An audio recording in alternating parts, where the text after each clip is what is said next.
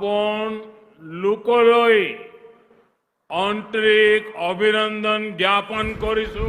नमस्कार, जय हिंद, वंदे मातरम। आप सभी का स्वागत है भारत के नंबर 1 न्यूज चैनल वहीं survey news channel KRT news channel में। आज हम आपके सामने कर्नाटक विधानसभा चुनाव 2023 को लेकर सबसे ज़्यादा वोट प्राप्त जिस सर्वे को है वो सर्वे रखने वाले हैं। उसके अनुसार आखिरकार कौन सी पार्टी कर्नाटक में अपनी सरकार बना रही है, वीडियो को एंड तक जरूर देखिएगा। वहीं क्या आप आदमी पार्टी भी इस बार रणनीति में अब शामिल हो रही है या नहीं। बात करें कर्नाटक में वोट डालने वाले कुल लोगों की, जिनमें से 5.21 करोड़ कुल मतदाता है, जिनमें से 2.62 करोड़ पुरुष है, वहीं 2.59 करोड़ महिला है। वहीं पहली बार वोट डालने वाले 9.17 लाख लोग हैं। वहीं थर्ड जेंडर लोगों की संख्या 4,699 है। वहीं बात करें कर्नाटक में इस बार पार्टियों को लेकर कौन सी पार्टी आगे चल रही है तो आपको वो भी बता दिया जाएगा। उससे पहले आपको यह भी टाइम टेबल बता दिया जाए। अधिसूचना 13 अप्रैल को मिली थी, जबकि नामांकन की आखिरी तारीख 20 अप्रैल थी। वहीं नामांकन की जांच 21 अप्रैल को की गई। वहीं नामांकन की वापसी 24 अप्रैल तक ले सकते हैं। वहीं 10 मई को मतदान होगा व मतगणना 13 मई को रिजल्ट घोषित होगा। दोस्तों, हम यह नहीं बता सकते कि हमारे सर्वे के अनुसार ही सरकार बनेगी, पर यह जरूर बता सकते हैं कि कौन सी पार्टी इस बार सरकार बना सकती है। वीडियो को एंड तक जरूर देखिएगा। वहीं चैनल पर नए हो तो सब्सक्राइब भी कर दीजिएगा। पहला जिला आपके सामने कोप्पल, जिसमें कुल 5 विधानसभा की सीटें हैं, जिनमें से भाजपा के खाते में 3 सीटें तो कांग्रेस के खाते में 2 सीटें नजर आ रही है। वहीं जेडीएस पार्टी के खाते में 0 व अन्य पार्टियों के खाते में भी 0 के आंकड़े ही नजर आ रहे। चलते हैं अगले जिले की ओर, जिसका नाम है चामराज, जिसमें कुल 4 विधानसभा की सीटें हैं, जिनमें से भाजपा के खाते में 2 तो कांग्रेस के खाते में 2, जेडीएस के खाते में 0, वहीं अन्य पार्टियों के खाते में भी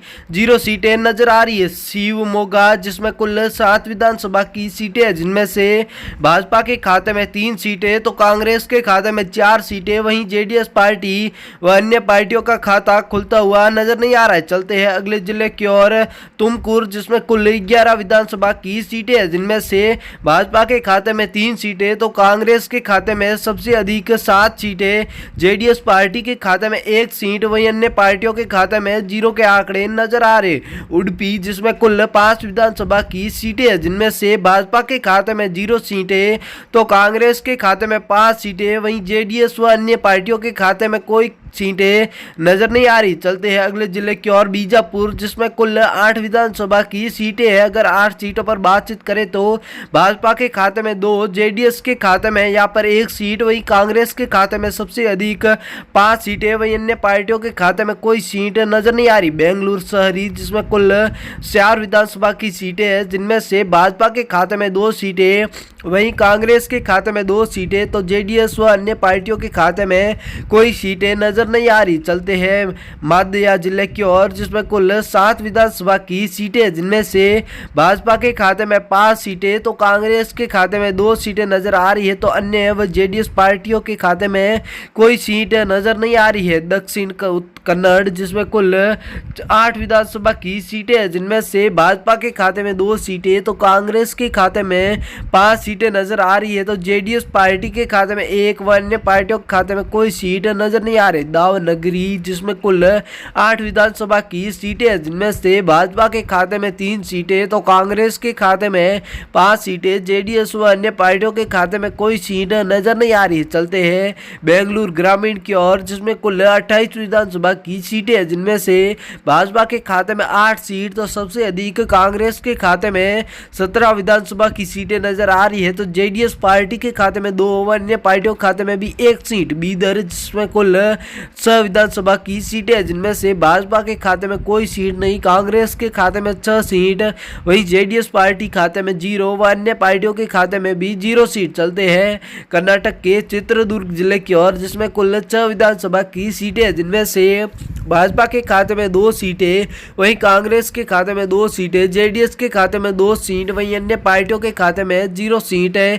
नजर आ रही बेलारी, जिसमें कुल 9 विधानसभा की सीटें हैं, जिनमें से भाजपा के खाते में 2 सीटें तो कांग्रेस के खाते में 6 सीटें, जेडीएस के खाते में 1 सीट, वहीं अन्य पार्टियों के खाते में 0 सीटें नजर आ रही है।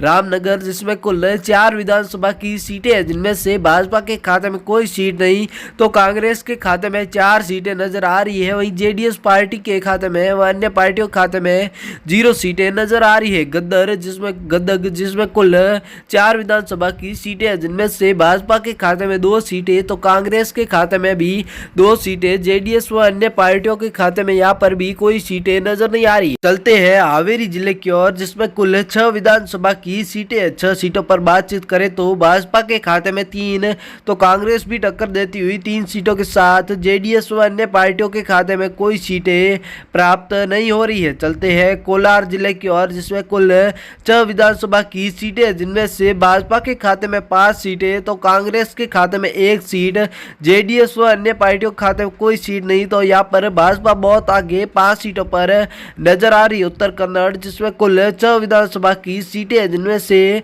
भाजपा के खाते में 1 सीट तो कांग्रेस के खाते में 5 सीटें नजर आ रही है, तो अन्य पार्टियों व जेडीएस के खाते में कोई सीट नजर नहीं आ रही है। चलते हैं चिकबल्लापुर, जिसमें कुल 5 विधानसभा की सीटें, 5 सीटों में से भाजपा के खाते में कोई सीट नहीं तो कांग्रेस के खाते में 5 सीटें, जेडीएस व अन्य पार्टियों के खाते में भी 0 के आंकड़े ही नजर आ रहे हैं। चलते हैं अगले जिले की ओर, कोलार जिसमें कुल 6 विधानसभा की सीटें हैं, जिनमें से भाजपा के खाते में अकेली 5 सीटें नजर आ रही है तो कांग्रेस के खाते में 1 सीट, वहीं जेडीएस व अन्य पार्टियों के खाते में कोई आंकड़े नजर नहीं आ रहे हमारे सर्वे के मुताबिक।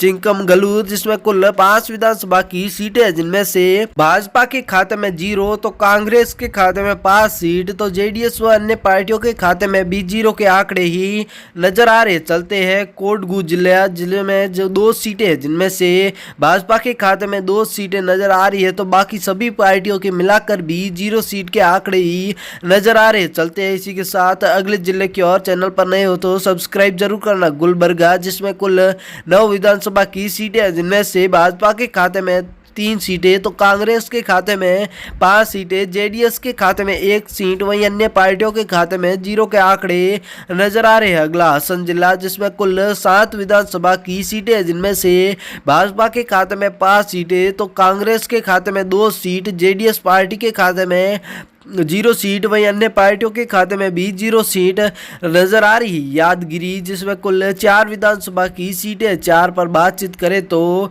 भाजपा के खाते में कोई नहीं तो 4 की 4 सीटें, कांग्रेस के खाते में, जेडीएस व अन्य पार्टियों के खाते में भी कोई सीटें नजर नहीं आ रही है। रायचर जिसमें कुल 7 विधानसभा की सीटें, जिनमें से भाजपा के खाते में 7 की 7 सीटें तो कांग्रेस के खाते में 0 सीट, वहीं जेडीएस पार्टी के खाते में 0 सीट व अन्य पार्टियों के खाते में भी 0 सीट नजर आ रही। मैसूर जिसमें कुल 11 विधानसभा की सीटें, जिनमें से भाजपा के खाते में 7 सीटें तो कांग्रेस के खाते में 3 सीट, जेडीएस के खाते में 1 सीट, वहीं अन्य पार्टियों के खाते में 0 के आंकड़े नजर आ रहे। बेलगाम जिसमें कुल 18 विधानसभा की सीटें, जिनमें से भाजपा के खाते में 4 सीटें तो कांग्रेस के खाते में 11 सीटें नजर आ रही है, तो जेडीएस पार्टी के खाते में 2 सीटें, वहीं अन्य पार्टियों के खाते में 0 के आंकड़े नजर आ रहे। धारवाड़ जिला जिसमें कुल 7 विधानसभा की सीटें, जिनमें से भाजपा के खाते में 4 सीटें तो कांग्रेस के खाते में